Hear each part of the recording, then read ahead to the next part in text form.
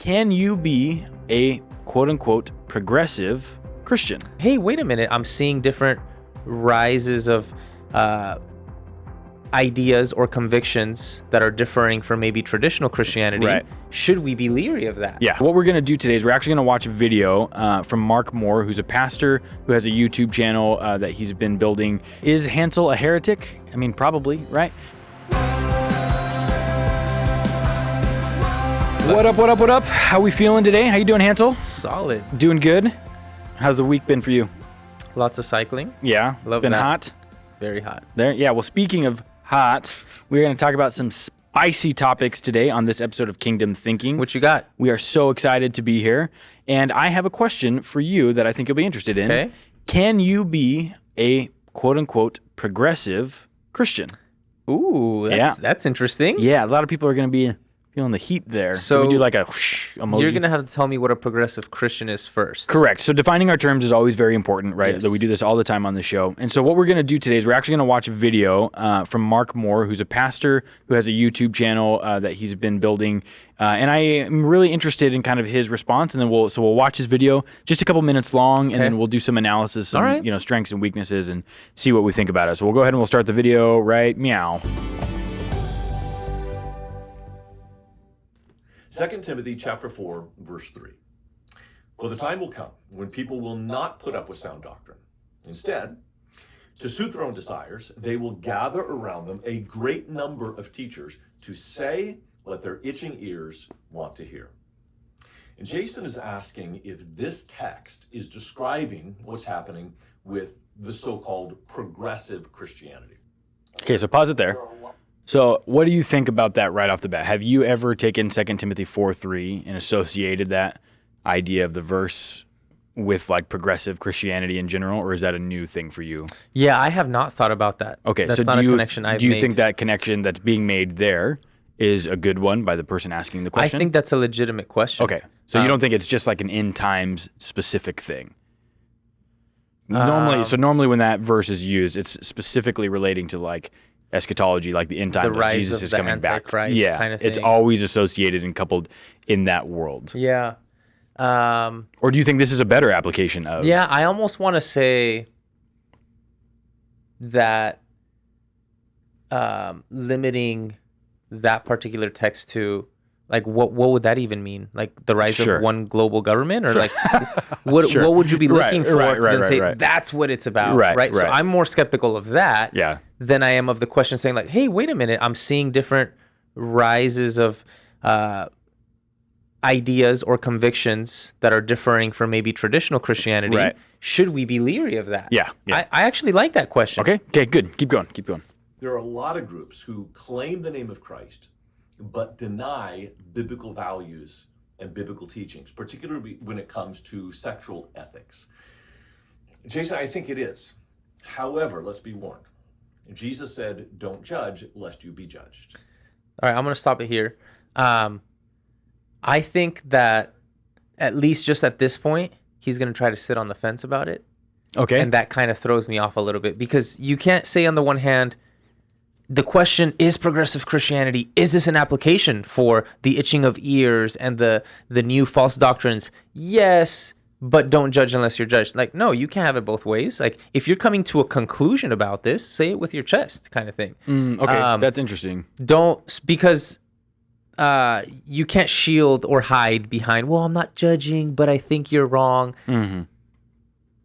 What do you think about that? Yeah, so I'm curious about the way that he would interpret like society's movement on sexual ethics, just in general, Okay, right? And true. so it's like, I would probably ask like, if that's a 1B question you're asking, or a comment you're making, I would be asking like question 1A in that kind of thing. It's like, so before we even get to the answer of that, it's like the idea of what sexual mores and norms and culture and their expression of which are radically different in time and space across all cultures and places throughout history. And so one thing that would be considered a sin, right, in another culture, like letting your hair down or something, I don't know, something like that over and against today, which is like, we don't care about that in the West or whatever.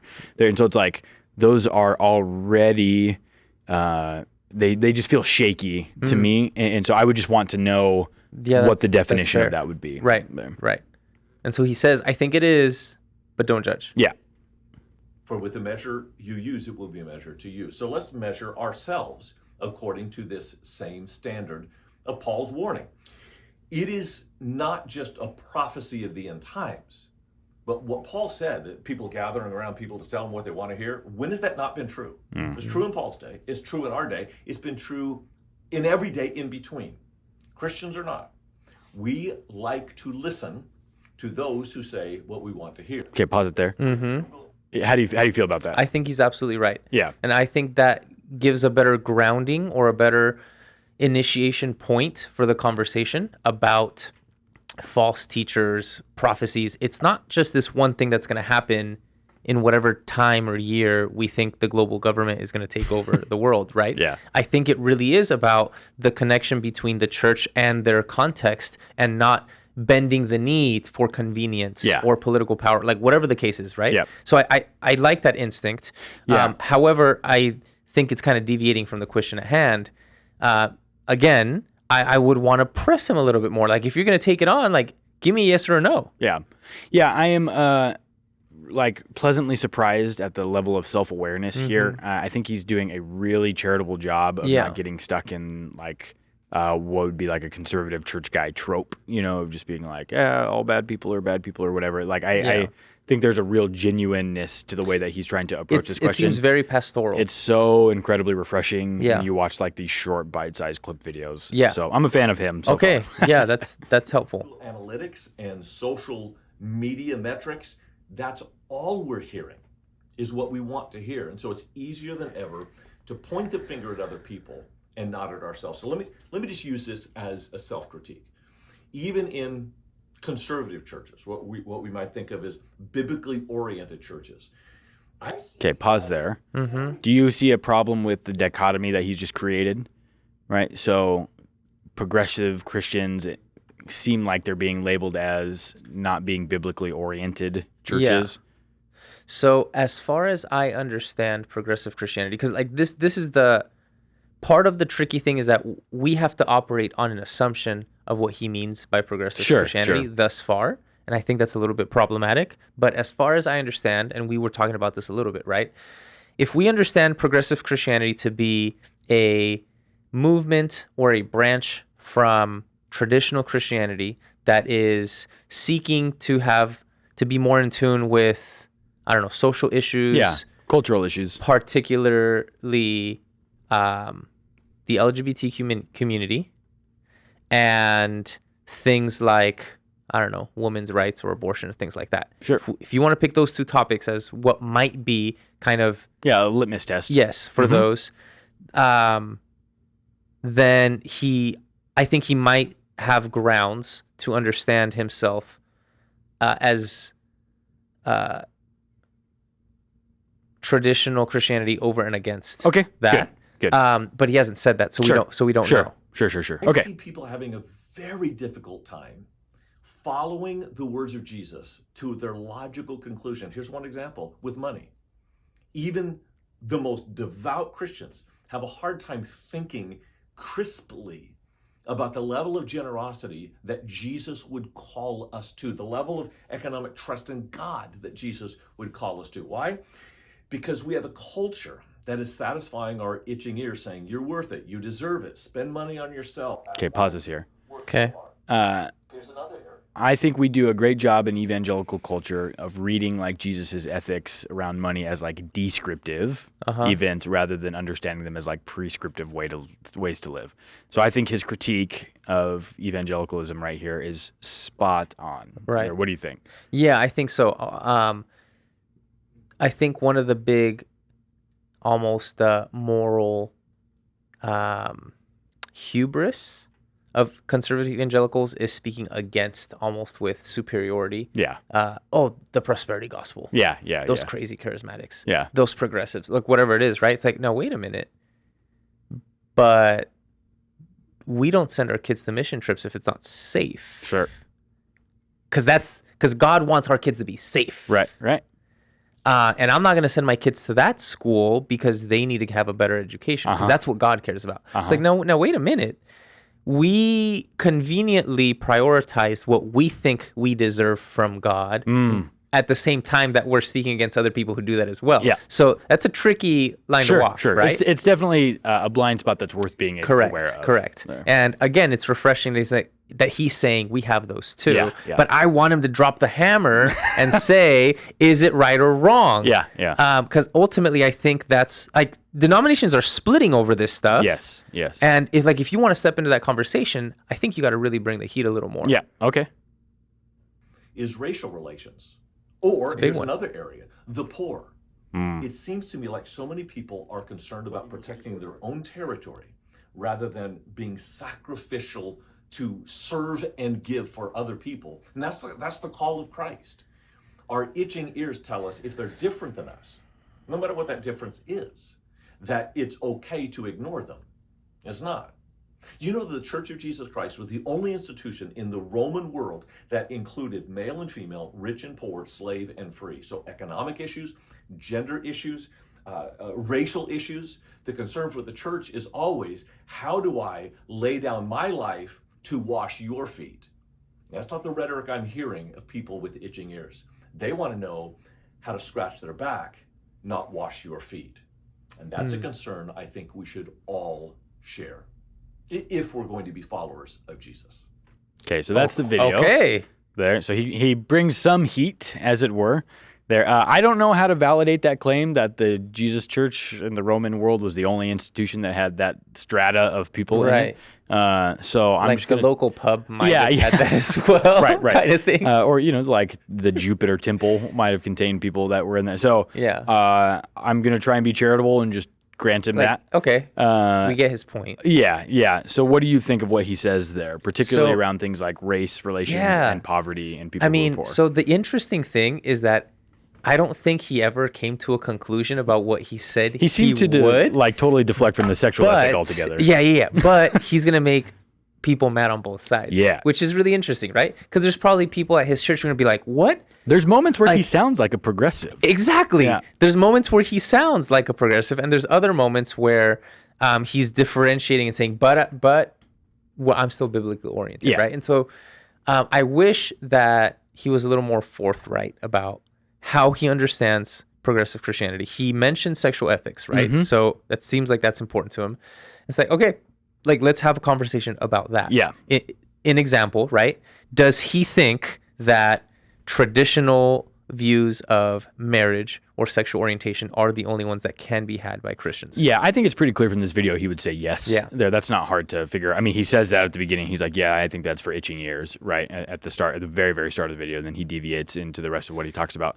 But I appreciate like the humility that he brings to this whole approach, right? It seems like the hermeneutic that he takes is one of like, hey, I want to be very gentle in my language here and in my posture towards people. Yeah. And, again, I just, as somebody who consumes a lot of media content from Christians that is less than Gentile, or less than gentle, rather. Right. Less than Gentile. Check out our new series that's premiering probably somewhere.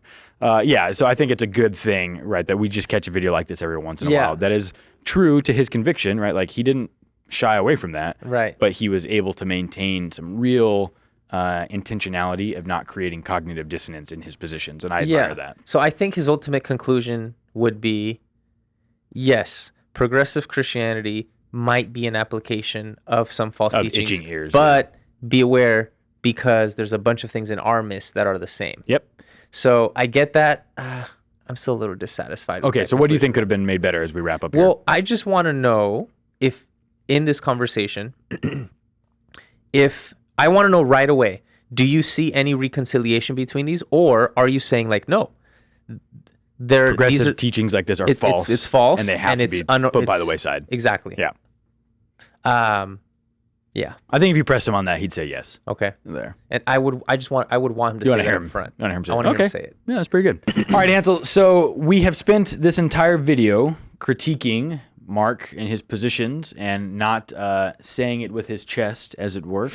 So as I put you on the spot now, take a position here. Okay. Do you think 2 Timothy 4:3, itching ears, wanting to hear, applies to the progressive Christian movement? Maybe not as a whole, but at least in part. No.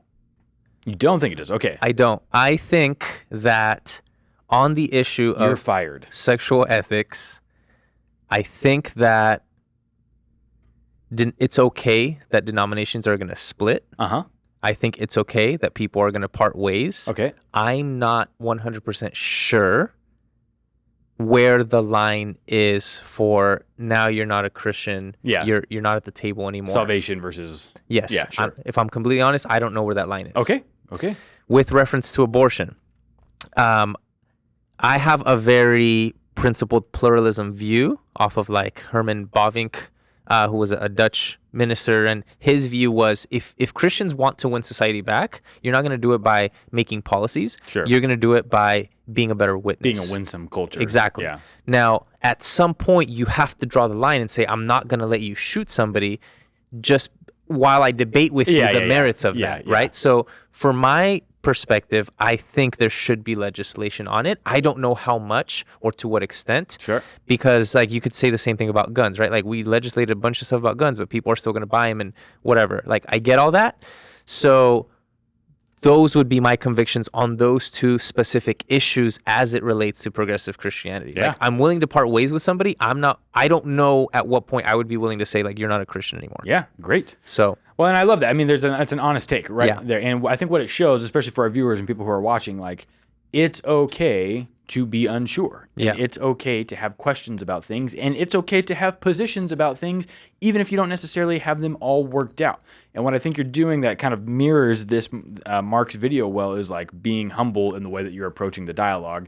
And I think that's key to creating this counterculture that's more winsome, Yeah. right? That you don't have to legislate stuff down people's throats in order to make some type of substantive cultural difference. yeah, They're good. obviously I could be wrong. Sure. Yeah. And that, we leave that door open for any and all. So what do you think as Hansel has poured out his heart in these last few moments here? Where is he right? Where is he wrong? Where's Mark right? Where's Mark wrong?